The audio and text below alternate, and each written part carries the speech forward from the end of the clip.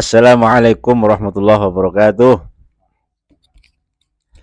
Alhamdulillahilladzi amara ibadahu bimahabbatin nabiyyi sallallahu alaihi wasallam wa bimahabbati dzurriyyatihi wa ahli baitihi salawatullahi wasallamuhu alaihim ajma'in. Wa 'allama man yuhibbuhum bi'ilmin wafirin. Wassalatu wassalamu ala nabiyyina khairil mursalin Sayyidina wa maulana Muhammadin wa alihi wa ashabihi ajma'in, amma ba'd. Kedekatan kiai-kiai kita termasuk masyayikh-masyayikh Lirboyo, kemudian bahkan dulu Mbah Yai Hashim Asy'ari dan Mbah Yai yang lain dengan para habaib dijadikan sebagai hujah oleh pendukung Pak Alwi bahwa hak kiai-kiai kita itu tidak ada yang membenci habaib, sehingga dengan demikian kita-kita terutama Laskar Sabilillah yang seperti kita itu dianggap salah karena kiai-kiai kita tidak ada yang benci habaib, kita itu benci habaib. Ini adalah logika yang sangat konyol dan sanggahan yang sangat ngawur. Karena ya banyak yang berkata demikian dan juga masih ada juga yang mengatakan kita itu tidak percaya dengan zuriyatun Nabi. Ini mungkin harus diulang-ulang sampai 2050 lagi konten-konten ini. Iya, masih gimana gitu ya Allah. Kita dikira benci habaib, kita dikira tidak mempercayai zuriyatun Nabi yang ada di muka bumi ini, khususnya di Indonesia. Ini kita mau ngomong gimana lagi masalah bahwa kita tidak pernah membenci habaib. Kedekatan ulama-ulama kita, kedekatan para masyayikh dengan para habaib itu sama sekali tidak menggeser keyakinan kami bahwa habaib itu bukan dzurriyyatun Nabi sallallahu alaihi wasallam. Kiai-kiai kita itu mau dekat dengan siapapun, masalah cinta kita tidak mempermasalahkan cinta habaib atau cinta siapapun. Kita tidak meyakini habaib sebagai dzurriyyatun Nabi bukan berarti kita membenci mereka, bukan. Bukan berarti kita kemudian memusuhi para habaib, kemudian tidak mencintai habaib-habaib yang soleh-soleh, tidak. Di sini kita tetap ngaji Safinatus Sajak, di mana Safinatus Sajak itu kitab Safina ya, yang di desa-desa itu karangan Syekh Salim bin Sumir Al-Hadrami dan seterusnya. Walaupun kita ngaji kitab-kitab tersebut melalui kiai-kiai kampung yang tidak ada sanad keilmuannya dengan para habaib. Nah ini nanti akan dibahas, kita akan ngobrol bareng dengan Mbah Idham, dan nanti mungkin lebih ekstrim lagi Mbak Idham ini karena kemarin saya juga dimarahi ini karena mengupload, kebetulan kemarin mengupload postingan proposal. Tak kira nggak ada yang lihat dari dari para pendukung habaib, sehingga masya Allah cemoohannya luar biasa. Ini nanti juga ada yang nyemooh lagi insya Allah. Padahal ini proposal. Nanti tanggal 1 lagi ya, ini saya mau kodimanya agak panjang. Proposal itu sudah lama ini, sebelum konflik para habaib ini sudah ada. Dan kebetulan ya memang tidak pas juga, makanya saya hapus. Tidak pas juga, tidak ada kaitannya dengan masalah Laskar ini, tidak. Kemarin sebenarnya tidak saya hapus, tapi karena sudah membawa nama besarnya Gus Abbas, yang diajak Gus Abbas, saya tidak terima, akhirnya tak hapus. Walaupun ini pondok pesantren juga didirikan atas dawuh Gus Abbas ya, dan dengan kemampuan yang sangat-sangat nekat, sehingga untuk memposting itu saya tidak berani. Kok kemudian pagi-pagi itu kok kemudian ada inisiatif coba ya, ternyata dibully. Ya sudahlah, ndak usah, biar tawakal saja nanti dari Allah Subhanahu wa taala yang mengirimkan langsung, seperti habaib itu nanti menurunkan emas dari langit, nanti uang dari langit buat bangun pesantren Al-Wiqorlik. Wa may yatawakkal 'alallah fa huwa hasbuh, mungkin harus diartikan seperti itu ya. Wa may yatawakkal 'alallah fa huwa hasbuh, tapi tidak, kita di luar tetap bergerak untuk untuk berjuang, termasuk bangun pesantren, termasuk untuk berbicara di depan media Ini semua mudah-mudahan ada pahalanya lah di sisi Allah, menjadikan salah satu sebab agar Allah dan Rasulnya serta guru-guru kita ridho terhadap kita sehingga kehidupan kita nyaman di dunia dan di akhirat. Baik, saat ini saya mau mengomentari ataupun berbicara ataupun ngobrol dengan Mbah Idwam. Saya minta ini agak yang lebih kencang saja ini Mbah Idwam. Ini memang orang-orang ini perlu diapakan ini ya, yang mengira kedekatan kiai kita dengan habaib kemudian untuk menyerang kita. Kedekatan kiai-kiai dengan habaib itu dianggap sebagai hujah bahwa kita itu salah. Monggo ini Mbak Tum yang keras ini. Assalamualaikum warahmatullahi wabarakatuh.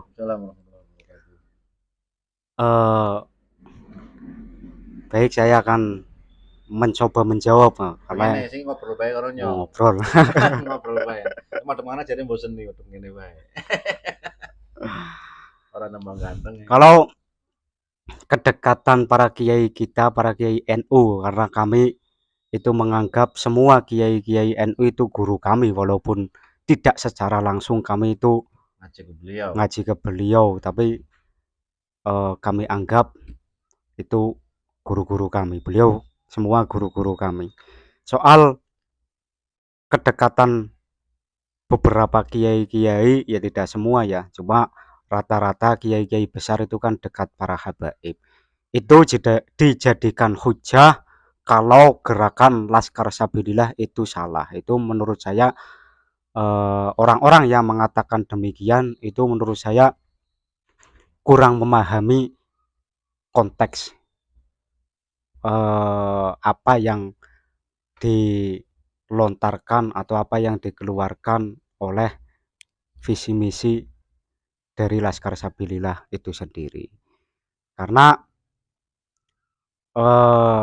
Laskar Sabilillah itu kan hanya menempatkan habaib pada tempatnya, itu saja. Kami itu tidak ada kaitannya dengan benci dan cinta, itu tidak. Kami hanya menempatkan habaib pada tempatnya, itu saja. Habaib pada tempatnya itu bagaimana maksudnya? Maksudnya habaib itu kan dari dulu kita taunya dzurriyyah Rasul. Ternyata sekarang itu mereka belum bisa membuktikan mereka sendiri adalah dzurriyyah Rasul, baik secara kajian kitab maupun tes DNA, itu saja. Adapun kami dengan para habaib ya biasa-biasa saja. Andaikan kami bertemu dengan habaib ya biasa saja, enggak terus langsung kita musuhi, terus kita enggak mau bertemu dan lain sebagainya, tidak demikian lah, intinya begitu. Terus yang namanya kiai ulama itu kan milik umat, kan begitu kan, milik umat. Jadi saya kira kiai mau dekat dengan siapapun, mau dekat dengan para habaib, mau dekat dengan umaro, dekat dengan siapapun, ahli maksiat, bahkan non muslim, bagi kami itu hal-hal yang sangat wajar sekali. Karena kiai ulama kan milik umat, kan begitu, intinya begitu, milik umat. Jadi dekat dengan habib pun bukan berarti kami terus langsung wah ini berarti gerakan kami salah, kan bukan begitu. Contoh kiai ada yang dekat dengan para ahli maksiat, terus oh berarti kita maksiat saja, kan enggak begitu. Agar didekati oleh ulama kan bukan begitu juga logikanya. Terus apalagi? Nah itu soalnya ini masih banyak yang nggak mudeng sebenarnya Lik ya, tentang pergerakan Laskar Sabilillah itu banyak yang nggak mudeng. Juga dari kubu ataupun yang pro dengan Kiai Mat pun juga banyak yang berlebihan, saya kira, mengatakan kalimat-kalimat yang terlalu keras. Walaupun saya juga pingin ini maksudnya mudeng apa ora karo jenengane statement-statement yang telah dikeluarkan ataupun pemikiran-pemikiran kiai-kiai kita, Gus Abbas, kiai-kiai Imat, pemikiran-pemikiran beliau-beliau itu terkait masalah nasab ini kan enggak kemudian cinta benci kemudian harus dimusuhi, kan tidak. Walaupun ada sebagian yang mengatakan apa lagi ya, harus diusir imigran Yaman, itu kan enggak seperti itu. Maksudnya kan enggak seperti itu. Kemudian apa eh, sebagian dari pendukungnya para habaib ini kan enggak berpikir, walaupun kiai-kiai kita dekat dengan ulama itu kan, terutama kiai-kiai yang apa namanya, punya pengaruh besar Lik ya, nggak mikir dampaknya yang di bawah itu benar-benar terjadi. Yang di bawah ada habaib datang ke rumahnya kiai, kalau ndak ada uang marah-marah, kemudian ada habaib yang minta-minta ini itu, kalau ndak ngasih kemudian apa, mengancam dengan kalimat-kalimat yang masya Allah, mengancam dengan laknat, tidak dapat syafaat dan seterusnya. Ini kan ini yang harus dibenahi sebenarnya. Dengan kita tidak meyakini mereka sebagai habaib, hal-hal yang semacam dengan kita tidak mengakui mereka sebagai dzurriyyatun nabi, itu akan membikin mereka jera, terutama ini memposisikan habaib sesuai dengan porsinya, dan tidak menutup kemungkinan habaib akan dekat dengan siapapun. Hanya saja kita memposisikan bahwa mereka bukan dzurriyyatun nabi, mereka sama dengan kita, yang berhak untuk alim, berhak untuk berbicara, berhak untuk apapun, sama, punya hak yang sama sebagai warga Indonesia, kan seperti itu ya Mbah. Nah, menurut jenengan ini gimana Mbah, konsep apa kasus-kasus ataupun fenomena-fenomena habaib-habaib yang nakal-nakal yang di kampung-kampung, yang tidak pernah disentuh oleh habaib-habaib yang, atau mungkin kita nggak dengar ya, oleh habaib-habaib yang punya puar-puar besar. Ini kasus-kasus yang masuk ke desa, yang masuk ke apa namanya, kiai-kiai kecil, yang ke kiai-kiai kampung, yang apa, ketika beliau-beliau datang, utang-utang itu dicarikan demi untuk menghormati habaib. Karena kiai-kiai kita itu menganggap mereka adalah dzurriyyatun nabi, jadi tidak berani. Padahal Kanjeng Nabi Shallallahu alaihi wasallam bersabda, la dororo wala diror, tidak boleh kita melakukan sesuatu yang membahayakan diri sendiri. Coba kalau habibnya yang datang setiap bulan satu, kalau setiap bulan ada 4 atau 5, mintanya 100 200, sementara kiai itu tidak punya pekerjaan, gimana coba? Hanya mengandalkan syafaat Rasulullah Shallallahu alaihi wasallam yang mereka iming-imingkan kepada kiai-kiai. Sementara apa, mereka kiai-kiai yang di kampung itu harus sebegitu rekasannya, sebegitu parahnya menanggung apa namanya ya, nggak enak lah, harus ngutang ke sana kemari demi untuk memenuhi kebutuhan habaib.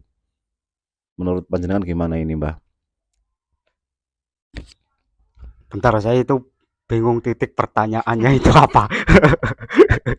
Ini saya rasa ini bertanya kok banyak sekali, itu terlalu Ya sudah, banyak. sini, ulang, ulang.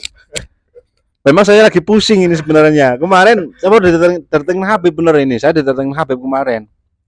Kebetulan saya biasanya biasa-biasa saja sama beliau ya, Lek. Biasa-biasa saja sama beliau. Datang, saya ngasih 50.000 dikasih jual minyak wangi lah, saya ngasih. Datang, saya ngasih. Minta anterin kemana kalau saya bisa ya tak antar, tapi belum pernah saya nolak. Belum pernah. Kok tiba-tiba kemarin datang, kebetulan saya baru tidur. Rumahnya digedor-gedor, itu kenceng banget. Assalamualaikum, assalamualaikum, sehingga yang sebenarnya saya waktu itu punya uang, ya, saya sengaja nggak bangun karena nggak enak di sini loh. Baru tidur kok seperti ini. Pintu digedor, belum dibukain udah masuk. Kemudian jendela juga digedor-gedor. Itu saya pusing betul. Kemudian ya ini kondisi-kondisi seperti inilah. Ya itu kalau saya lagi punya uang, kalau lagi nggak punya uang saya ngutang-ngutang bener, Lik. Kalau saya lagi nggak punya uang, saya ngutang-ngutang nyari kemana untuk menghormati Habib ini. Walaupun saya sudah punya keyakinan bahwa beliau bukan dzurriyyatun nabi. Saya pikir beliau datang ke sini jualan, dan saya sudah terbiasa membahagiakan ataupun membeli dagangannya, karena ndak harus banyak kan, 100.000 50.000 paling kan, kalau lagi ada uang ya saya kasih, walaupun nggak ada saya nyari ngutang, saya ngutang ke beliau-beliau, apa, teman-teman yang lebih banyak uangnya saya pinjam 50, tapi kalau kalau lagi nggak ada uang saya nggak pinjam 100, nggak, paling 50 untuk membeli minyaknya.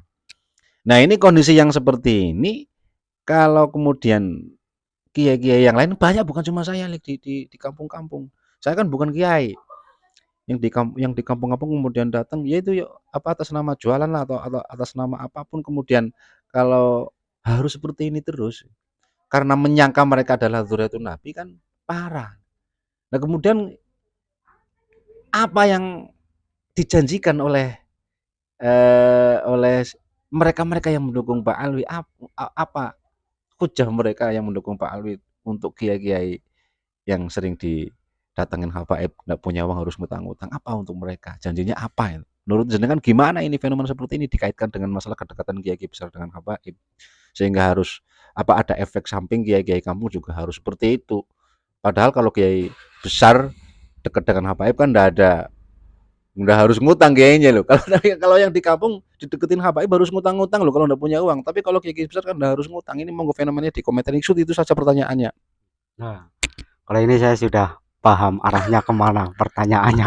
Kalau yang pertama kan bulat, Ya, oke bulat, oke. karena terlalu sering mengomentari Pak Alwi mungkin jadi bulat ini Kang Wahib.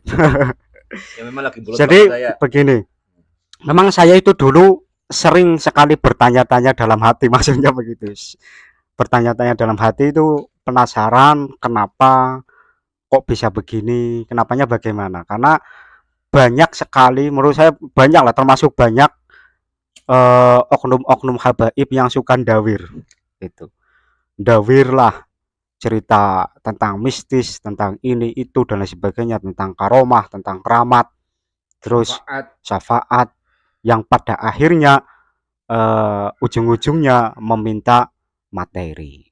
Ini saya bertanya dalam hatinya begini, ini kok dari Robito Ngalawiyah sendiri saya tidak pernah dengar ada instruksi atau ada semacam teguran untuk para oknum habaib yang suka dawir ke masyarakat, itu tidak ada. Saya tidak pernah dengar dari Robito Ngalawiyah sendiri itu mengeluarkan mungkin ya semacam surat teguran atau bagaimanalah begitu untuk oknum-oknum habib yang suka dawir, itu kan tidak ada. Terus kalau hal semacam ini itu dibiarkan terus ya, ini menurut saya sangat-sangatlah banyak madorotnya, terkhusus untuk kiai-kiai kampung. Kalau kiai-kiai besar diminta uang sih saya yakin nggak bulat, nggak pusing, karena ya tahu sendirilah. Nah, saya nggak perlu spesifik. Tapi kalau kiai-kiai kampung yang kerjanya itu petani tapi santrinya banyak dan lain sebagainya, atau punya kerjaan tapi belum bisa memenuhi kebutuhan Bahkan yang nggak itu, punya pekerjaan juga banyak. kan yang enggak, saya nggak sampai ekstrim itu. Ekstrim sisan. Ya intinya begitu. Ya. Kenapa kok tidak ada teguran? Kan saya dari dulu ya itu sudah punya pikiran seperti itu, yang suka dawir itu. Padahal menurut saya itu sudah punya pemikiran begini dari dulu. Sebelum adanya polemik nasab, saya sudah punya pemikiran bahwa yang namanya Dzurriyyah Rasul itu kan hanya punya legalitas untuk dihormati. Iya kan? Ya. Legalitas mereka itu hanya untuk dihormati saja. Tapi mereka itu tidak punya legalitas menyombongkan diri, apalagi merendahkan nasab orang lain, apalagi memakai ini Mama. ini lanjut saja ini. Lanjut saja. Apalagi memakai nama Rasulullah, memakai atau menggunakan atas dasar nasab untuk memalak lah, bahasanya memalak begitu, karena maksa sih. Habib-habib yang suka dawir kan sukanya maksa, saya harus dikasih 500.000 atau berapa begitu. Minyak wangi regane 20.000 ngadole 2.500.000 kan begitu. Ini memang kita itu harus, menurut saya begini Kang Wahib. Oh iya sebentar ini Nah, ini lanjut.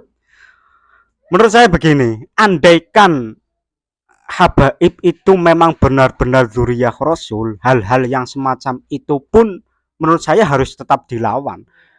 Karena apa? Legalitas seorang dzurriyyah Rasul itu kan hanya dihormati.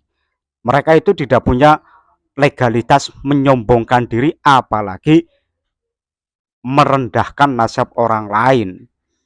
Jadi ketika mereka para habaib itu melakukan hal-hal yang keluar dari syariat, maka kita juga harus berani apa? Menegur, menasehati dan lain sebagainya. Begitu. Karena hal-hal seperti ini didiamkan ya sangat sangat membuat madorot yang sangat luar biasa menurut saya, terkhusus untuk kiai-kiai kampung. Itu. Terus apa lagi? Ini ya mungkin sebenarnya kan nggak cuma oknum habaib ya yang mungkin memanfaatkan nama besar agama ataupun kanjeng Nabi untuk memenuhi kebutuhan sendiri kan seperti itu, Mbah. Sebenarnya kan banyak.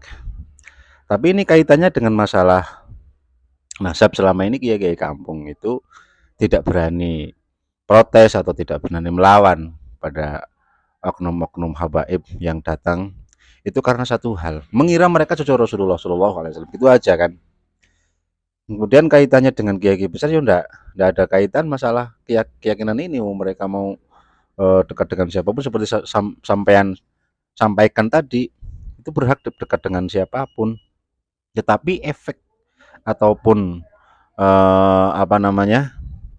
akibat dari kedekatan kiai-kiai besar kita dengan habaib kemudian diartikan mereka mengatakan sebagai dzurriyyatun nabi, sehingga kiai-kiai yang ada di pelosok-pelosok desa ketika didatengin habaib tidak punya uang, kemudian walaupun tidak semua ya habibnya, kadang juga ada yang habib dikasih berapapun mau, tapi banyak yang tidak berani ketika dimintai lebih, harga 25.000 minyak wangi minta jutaan kan ada, itu memang seperti itu. Nah ini efek sampingnya kan seperti itu. Makanya kedekatan kiai-kiai besar dengan habaib itu tidak membuat kita itu menjadi yakin bahwa mereka dzurriyyatun nabi. Kan konyol kedekatan kiai dijadikan sebagai hujah untuk meruntuhkan hujah atau keyakinan kita, kan sangat konyol seperti itu, Mbah. Nah masalah kedekatan kiai-kiai besar dengan habaib dijadikan sebagai hujah untuk menggeser keyakinan kita, saya kira sekali lagi ini konyol. Monggo ini coba ditanggapi dengan mungkin yang lebih ekstrim lagi, ada apa enggak ini kalimatnya panjenengan, monggo, Mbak. Nggak bisa saya kalau disuruh ekstrim ya nggak bisa. Ya intinya saya begitulah.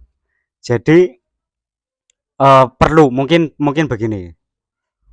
Perlu adanya apa bahasanya, edukasi apa ya? Perlu adanya edukasi kepada masyarakat. Kalau dzurriyyah, ya ini tadi saya sudah sampaikan. Kalau dzurriyyah itu legalitasnya itu hanya dihormati sudah. Kalau dzurriyyah Rasul kok kebetulan alim, ya berarti kita boleh menimba ilmu kepada beliau. Sebentar. Begitu.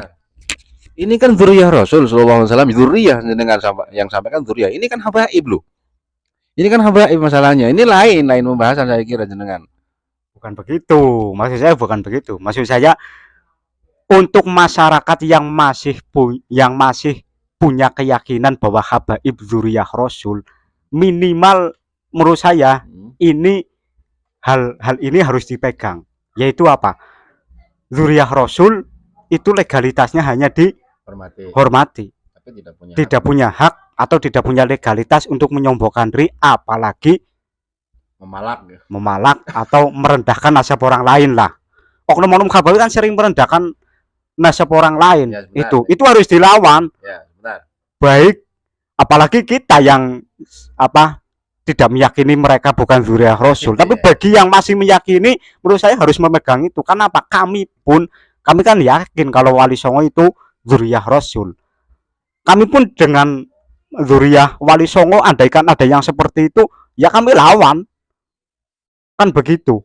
Apalagi dengan habaib yang bukan dzurriyyah, kan begitu.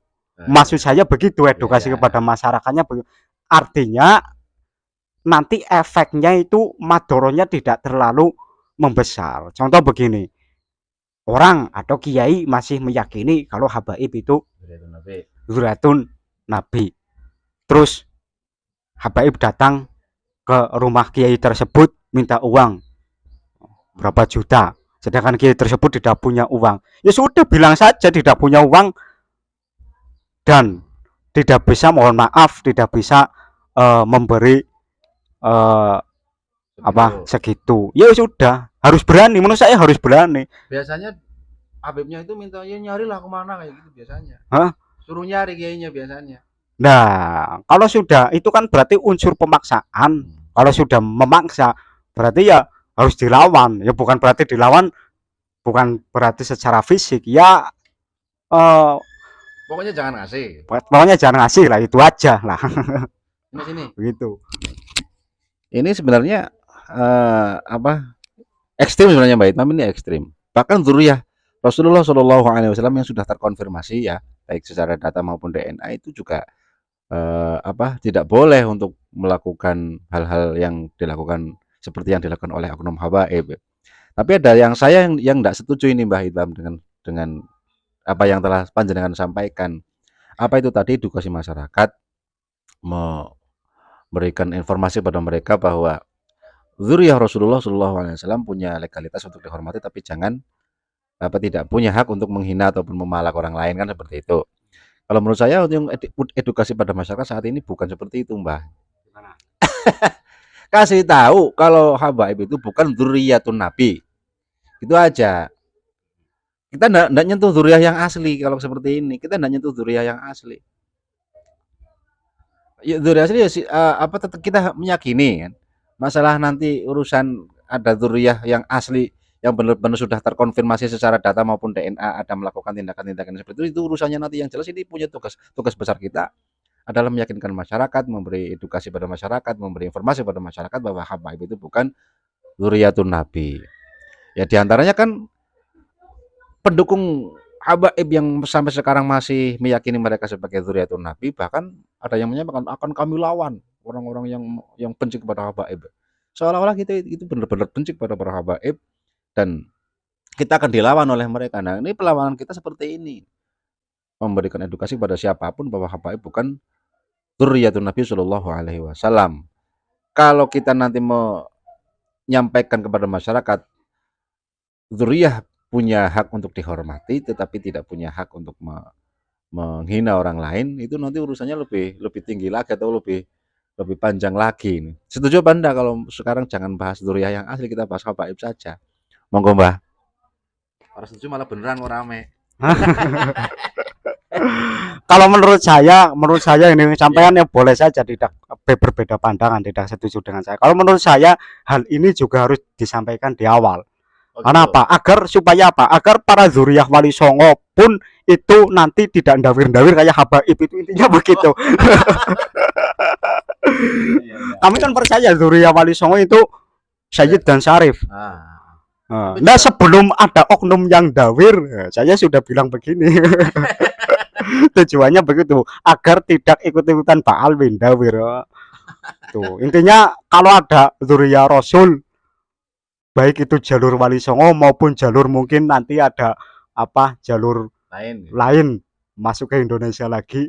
Kayak siapa itu yang ayahnya Feve Zulfikar, siapa itulah, siapa lupa.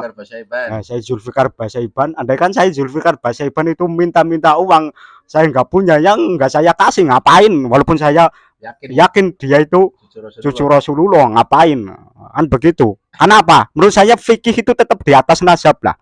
Fikih itu tetap nasab itu di bawah fikih. Kenapa? Rasulullah sendiri kan bersabda kalau putrinya Fatimah Zahra itu mencuri, Rasulullah sendirinya akan memotong tangannya. Jadi asumsi saya itu berarti fikih ya tetap fikih di atas nasab, enggak ada urusan. Apa ada fikih yang mengatakan khusus untuk dzurriyyah Rasul itu sholatnya boleh mencuri, sholatnya 5 kali saja? Kan enggak ada. Secara fikih kita sama, kan begitu. Secara fikih kan tidak boleh membuat madorot siapapun dia, Hmm. kan begitu. Makanya edukasi saya tadi itu satu untuk memberanikan yang masih meyakini habaib itu zuriyah Rasul, dua untuk mencegah Zuriyah yang zuriyah yang asli itu ndawir. Sudah itu saja. ekstrim ya, ekstrim. Akhirnya kan, Ya. ya. Akhirnya ini apa namanya jelas juga ini kan. Bahkan ini pekerjaan Laskar ini dua kali ini menghalau kendawiran para habaib yang mengatasnamakan Rasulullah Shallallahu Alaihi Wasallam dan mencegah kendawiran zuriyah-zuriyah yang asli. Jangan seperti habaib kan seperti itu ya Mbah ya. Walaupun berat ya, ini juga sudah berat lagi untuk meyakinkan masyarakat ataupun mempertahankan keyakinan kita sendiri ya, meyakini bahwa habaib bukan zuriatun Nabi itu juga bukan hal yang mudah. Ini ditambah lagi ini harus zuriyah yang sudah terkonfirmasi pun kalau salah ya tetap harus kita berani ambil tindakan, jangan hanya husnudzon kemudian takut tidak mendapatkan syafaat kan seperti itu Mbah. Maksudnya jangan kan kayak gitu tadi. Ya. Apalagi ketambahan sekarang ini banyak habib-habib yang dawirnya bukan cuma ke kiai-kiai kampung, korbannya loh, maksudnya korban kiai-kiai kampung, sehingga kiai-kiai kampung itu harus susah payah ngutang ke sana kemari demi untuk memenuhi apa yang diminta oleh para habaib. Oknum seperti Habib Novel itu loh ya, Al Idrus kalau nggak salah, kalian itu diperintahkan untuk mencintai habaib. Nah ini juga ini kita juga perlu tenaga ekstra juga untuk hal-hal yang semacam ini. Yang tidak mencintai habaib akan masuk neraka, yang tidak mencintai habaib sulit mendapatkan syafaat dan seterusnya. Ini ada teori khusus apa enggak menurut jenengan Mbah? Yang ekstrim mungkin, yang ekstrim-ekstrim saja untuk menghalau hal-hal yang semacam ini dari jenengan ini. Saya juga kadang lihat-lihat di YouTube itu loh, kalimat-kalimat dari para habaib ini kok semuanya hampir semua itu isinya kok kayak gini. Walaupun banyak juga habib-habib yang lemah lembut kan banyak ya, tapi risih banget saya lihatnya kayak gitu. Lihat habib-habib yang mendoktrin lah masyarakat agar mencintai mereka. Bahkan cinta itu yang diharapkan lebih dari mencintai siapapun. Monggo. Nah itu kalau menurut saya itu oknum-oknum habaib itu mendoktrin seperti itu karena apa? Karena akibat daripada nasab itu diunggulkan daripada fikih. Begitu. Lu maksudnya gimana nasab lebih diunggulkan daripada fikih? Ya seolah-olah para habaib yang suka mendoktrin itu kan seolah-olah kayak ndak pernah ngaji usul fikih apa gimana, kan begitu. Kan begitu. Setiap saja mungkin. Ngajinya bab nasab doang. Ya saya nggak tahu lah ngajinya bab nasab doang atau apa ya, yang jelas seolah-olah loh, yang nggak tahu tujuan dari para habaib mendoktrin masyarakat itu apa ya, saya nggak tahu, tanya saja ke habibnya sendiri. Yang jelas kan seolah-olah kan kayak ndak pernah ngaji fikih begitu.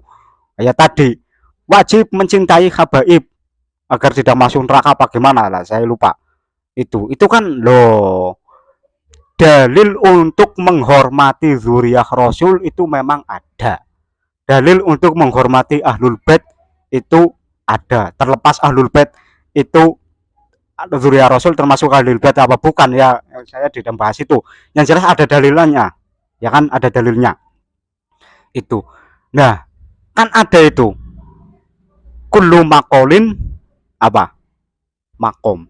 Kullu maqolin makom. Ya, setiap perkataan itu ada tempatnya. Dalam artian begini, dalil yang mengatakan untuk menghormati zuriyah itu dalilnya untuk siapa? Untuk para masyarakat atau orang-orang ghairu syarif, kan begitu. Ghairu sayyid. Kan begitu. Jangan dalil ini jangan dijadikan hujah bagi yang zuriyah Rasul itu sendiri. Ketika yang berbicara zuriyah Rasul itu sendiri kan malah jadi lucu. Wagu. Kan begitu. Kamu harus menghormati zuriyah, yang bicara zuriyah itu sendiri kan lucu. Orang NU menurut saya enggak perlu, mana orang NU itu sudah tahu yang namanya zuriyah Rasul wajib dihormati. Orang NU dengan kiai yang enggak tahu nasabnya larinya kemana juga dihormati. Sudahlah, enggak usah mengajari orang NU itu bagaimana caranya mencintai zuriat Rasul. Orang NU saya yakin sudah tahu semua caranya. Tapi kan orang NU itu malah cintanya itu dimanfaatkan oleh oknum-oknum habaib. Kan begitu. Sehingga Allah dan Rasulnya marah, dirungkatkan nasabnya mereka. Iya, ya bisa saja begitu. Ya, apalagi? Ya mungkin begitu mbak, intinya bahwa dari awal ya kedekatan kiai-kiai besar dengan para habaib itu tidak berarti jadi hujah ataupun jadi dalil bahwa habaib adalah dzurriyyatun Nabi Shallallahu Alaihi Wasallam. Kemudian dalil tersebut untuk menyerang kita sama sekali tidak mempan, kan seperti itu ya. Ini perlu disampaikan juga, ini ada akun yang namanya Indonesia gitu loh. Akun namanya Indonesia itu yang nyerang terus itu. Termasuk kemarin yang ekstrim banget nyerang proposal Al-Wikor. Ini sekali lagi bahwa kedekatan kiai-kiai Durboyo, kiai-kiai Ploso ataupun kiai-kiai yang lain dengan para habaib tidak bisa dijadikan sebagai hujah bahwa habaib adalah dzurriyyatun Nabi Shallallahu Alaihi Wasallam. Bahkan ini Mbah Idham, untuk dzurriyah yang sudah terkonfirmasi mereka sebagai sadat dan syurofa, itu pun satu punya hak untuk dihormati, tapi tetap harus di kantor, harus tetap dikontrol ketika mereka melanggar syariat, kan seperti itu ya. Tetap terkena syariat, tetap tidak bisa lepas dari aturan-aturan agama. Bahkan yang kedua, statement yang ini ekstrim menurut saya dari Mbah Idham, masalah penghormatan, kewajiban hormat kepada syurofa dan sadat ini seharusnya jangan disampaikan jangan disampaikan oleh mereka sendiri. Biar kami masyarakat yang saling memberikan informasi kepada yang lain bahwa kita punya kewajiban untuk menghormati sadat dan syurofa, bukan habaib. Kalau habaib sudah jelas bukan dzurriyyatun Nabi Shallallahu Alaihi Wasallam.